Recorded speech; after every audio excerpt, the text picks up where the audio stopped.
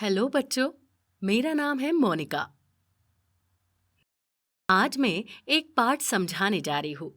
कक्षा 8वीं जीव विज्ञान का वायु प्रदूषण। बच्चों, हम वायु प्रदूषण और उन प्रदूषकों के बारे में जानते हैं जो वायु प्रदूषण का कारण बनते हैं। आइए एक बार फिर से समीक्षा करें।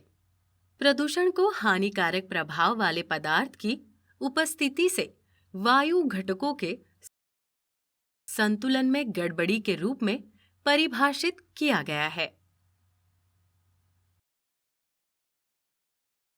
वायु प्रदूषण के लिए उत्तरदायी ये पदार्थ प्रदूषक कहलाते हैं।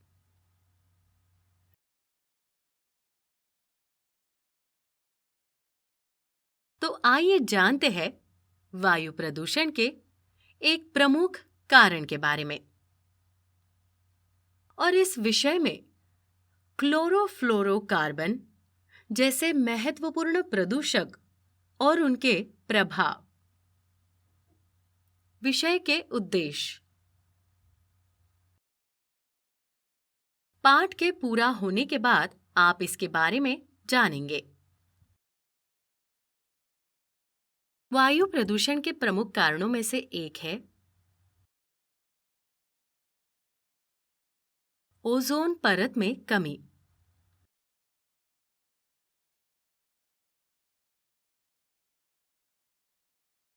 ग्रीन हाउस प्रभाव और ग्लोबल वार्मिंग।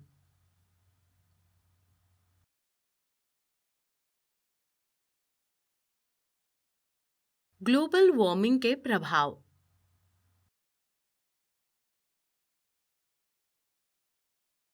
अम्ल वर्षा के कारण और प्रभाव।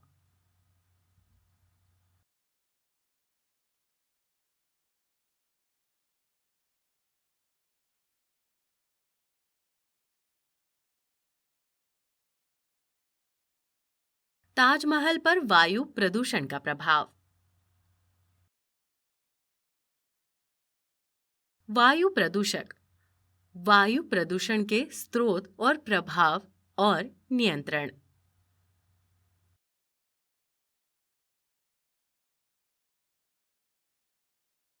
कुंजी शब्द क्लोरोफ्लोरोकार्बन,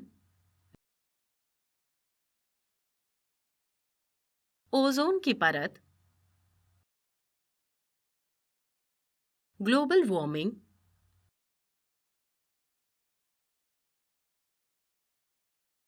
ग्रीन हाउस प्रभाव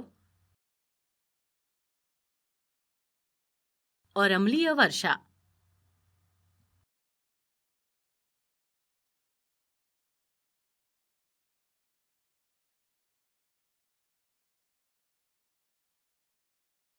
आइए जानते हैं वायु प्रदूषण के एक प्रमुख कारण के बारे में।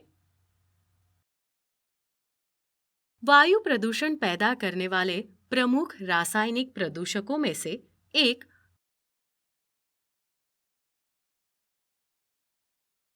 क्लोरोफ्लोरोकार्बन है।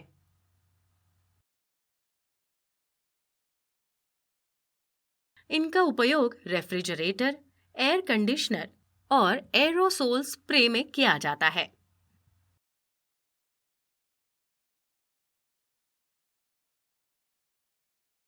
सीएफसीज के प्रयोग से ओजोन परत का क्षय होकर वायु प्रदूषित होती है, जिसके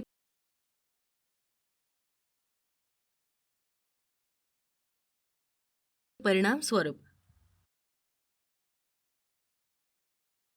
अल्ट्रावायलेट रेज पृथ्वी तक पहुंच रही है।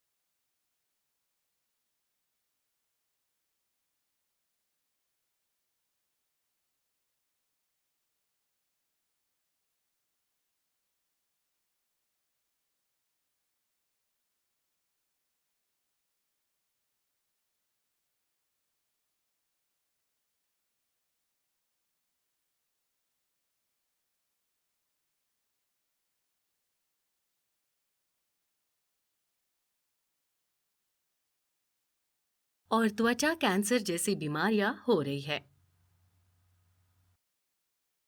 ग्रीन हाउस प्रभाव और ग्लोबल वार्मिंग।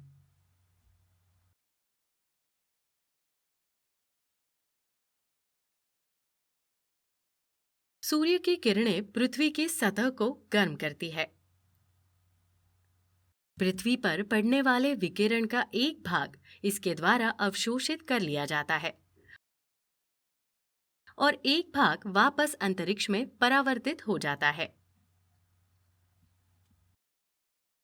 परावर्तित विकिरण का एक भाग वायुमंडल द्वारा फंसा लिया जाता है। फंसे हुए विकिरण पृथ्वी को और गर्म करते हैं। हालांकि वातावरण में CO2 बहुत कम मात्रा में मौजूद है। ये सौर ताप के अवशोषण में बहुत महत्वपूर्ण भूमिका निभाती है। पिछले 100 वर्षों में औद्योगिकीकरण के कारण CO2 के अनुपात में वृद्धि हुई है।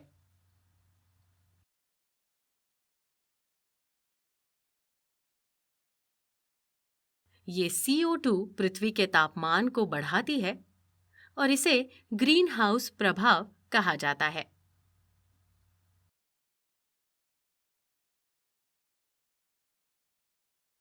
CO2 के समान नाइट्रस ऑक्साइड, मीथेन और CFC भी गर्मी को रोक लेते हैं।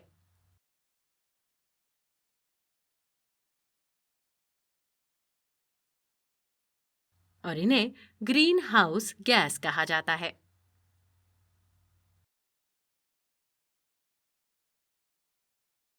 ग्लोबल वार्मिंग दुनिया भर में सरकारों के लिए एक प्रमुख चिंता का विषय बन गया है।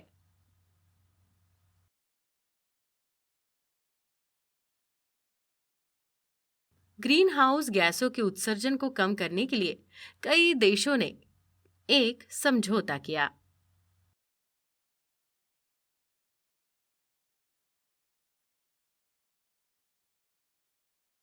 क्योटो प्रोटोकॉल ऐसा ही एक समझौता है।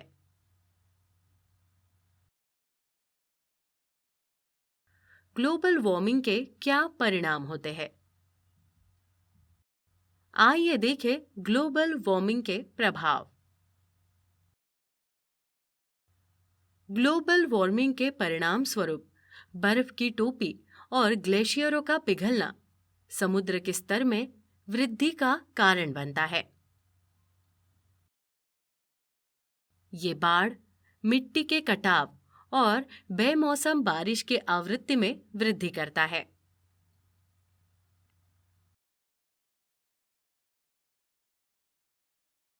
ये प्रवाल भित्तियों और अन्य प्रमुख प्रजातियों के विलुप्त होने के कारण जैव विविधता के नुकसान का भी कारण बनता है।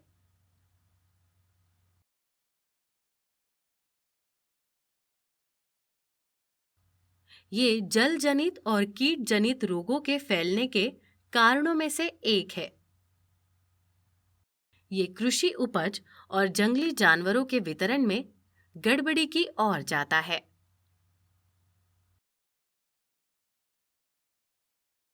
अब हम अम्ल वर्षा के बारे में जानेंगे। कोयले, इमारती लकड़ी और ईंधन तेलों के जलने से सल्फर और नाइट्रोजन के ऑक्साइड वायुमंडल में छोड़े जाते हैं।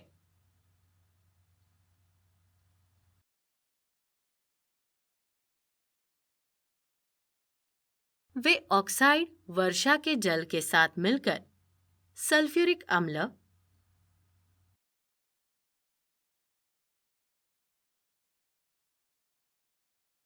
नाइट्रिक अम्ल, नाइट्रस अम्ल आदि अम्ल बनाते हैं। ये अम्ल वर्षा की बूंदों और हिम कणों के साथ मिलकर वर्षा के रूप में नीचे आते हैं, जिसे अम्लीय वर्षा कहते हैं।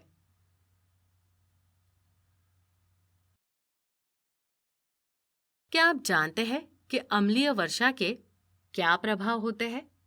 यहाँ देखते हैं। अम्ल वर्षा के प्रभाव। अम्ल वर्षा के कारण मिट्टी और जल निकायों की अम्लता बढ़ जाती है।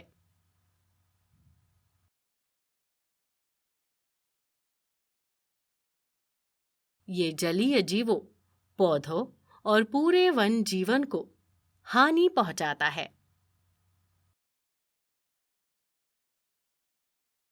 कुल पारिस्थितिक तंत्र प्रतिकूल रूप से प्रभावित होते हैं। इमारतों, ऐतिहासिक स्मारकों, पुलों, धातु की मूर्तियों आदि का क्षरण।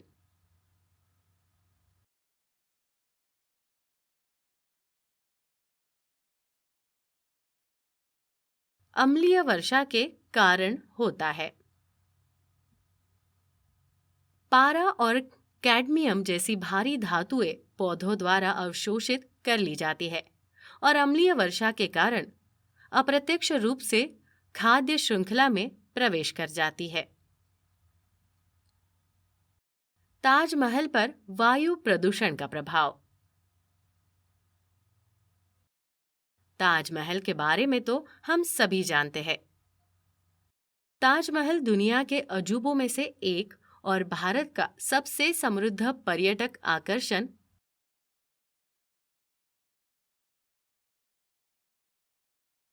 आगरा में स्थित है। ये जानकर दुख होता है कि ताजमहल वायु प्रदूषण से बुरी तरह प्रभावित है, जिसके परिणाम स्वरूप इसके सुंदर सफेद संगमरवर का रंग उड़ गया है। विशेषज्ञों ने चेतावनी दी है कि वायु प्रदूषण इसके सफेद संगमरवर को खराब कर रहे हैं।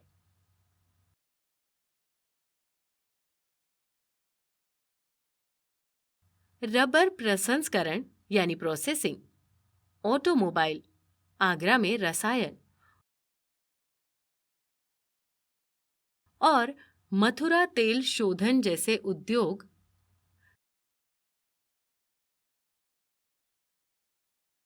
सल्फर डाइऑक्साइड और नाइट्रोजन डाइऑक्साइड जैसे प्रदूषकों के उत्पादन के लिए जिम्मेदार है। अम्लीय वर्षा स्मारक के संगम रवर को संक्षारित करती है। घटना को मार्बल कैंसर भी कहा जाता है। मथुरा तेल रिफाइनरी द्वारा उत्सर्जित कालिख कणों जैसे निलंबित कणों ने संगम रवर के पीलेपन में योगदान दिया है।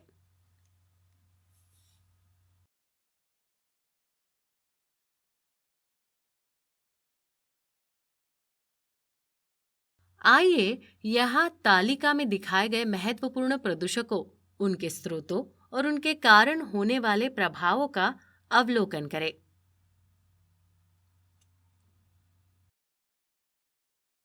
जैसे वायु प्रदूषक सल्फर डाइऑक्साइड, जिसका स्रोत है फैक्ट्रीज, जिसकी वजह से आंखों में जलन, सांस में तकलीफ होना और खांसी जुकाम जैसे बीमारियों से जूझना पड़ता है। दूसरा, कार्बन मोनोऑक्साइड, जो गाड़ियों और औद्योगिकीकरण की वजह से उत्पन्न होते हैं और जिसके चलते रक्त की O2 वहन क्षमता कम होती है। तीसरा, ऑक्साइड ऑफ नाइट्रोजन, जो कि वाहनों की वजह से आता है और जिसमें सांस लेने में दिक्कत पैदा होती है। चौथा, प्रदूषण के छोटे कण, जो कि वाहनों और औद्योगिकीकरण से निकलते हैं, उनके वजह से भी सांस लेने में दिक्कत पैदा होती है। अगला, धूल, जिसके वजह से सिलिकोसिस होता है। अगला, पेस्टिसाइड्स, जो कि पेस्टिसाइड के प्रोडक्शन के दौरान निर्माण होता है, उससे मानसिक विकार या जानलेवा बीमारियां भी होने का खतरा है। और सातवां, मीथेन, जो कि इंडस्ट्री लीकेज की वजह से आता है और जिसमें जहर, स्किन कैंसर, अस्थमा और श्वसन विकारों जैसे कई बीमारियों से जूझना पड़ता है। हम अपनी पृथ्वी को वायु प्रदूषण के नकारात्मक प्रभावों से कैसे बचा सकते हैं? वायु प्रदूषण को कम करने के लिए निवारक उपाय।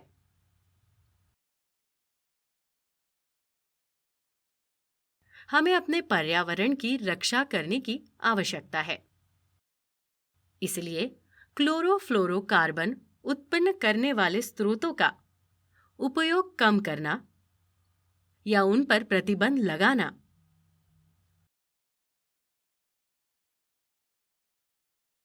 वायु प्रदूषण को कम करने का महत्वपूर्ण उपाय है।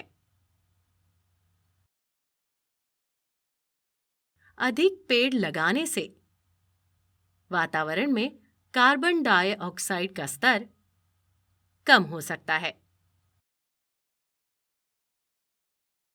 और इसमें ग्लोबल वार्मिंग कम हो सकती है। यह हमारी पृथ्वी को ओजोन परत की कमी, ग्लोबल वार्मिंग और अम्लीय वर्षा के कारण होने वाले नकारात्मक प्रभावों से बचा सकता है।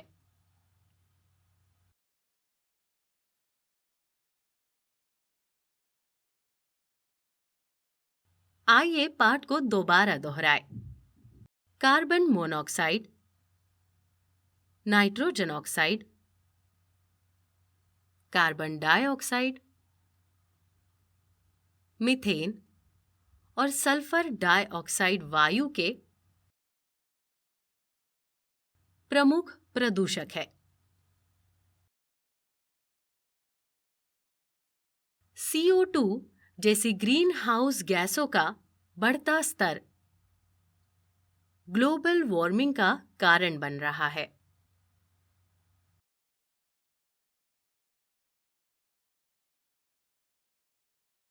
सल्फर और नाइट्रोजन के ऑक्साइड बारिश के पानी के साथ मिलकर